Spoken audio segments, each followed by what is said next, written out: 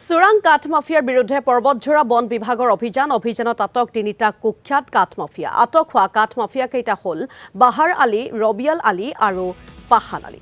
বৰ্তমান কাঠ মাফিয়াকেইটাক জেৰা অব্যাহত ৰাখিছে বন বিভাগে।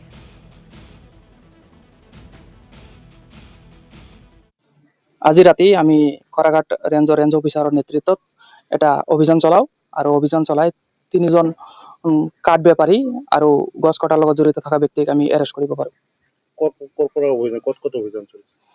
আমি ছাতাগুৰি গাঁৱত আৰু ইয়াতে জয়পুৰ পাৰ্ট 2 গাঁৱত অভিযান চলাওঁ। তাৰ পৰা তিনিজন মানুহ টোটেলে এৰেষ্ট কৰা হয়।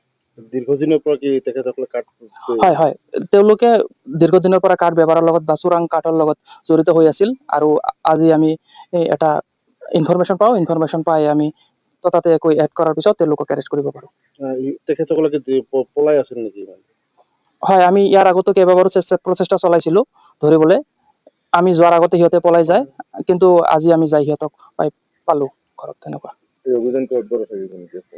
হয়, আৰু বহুত বেপাৰী কাঠ বেপাৰী আৰু কিছুমান মানুহ আছে জড়িত, আমাৰ লিষ্টত আছে।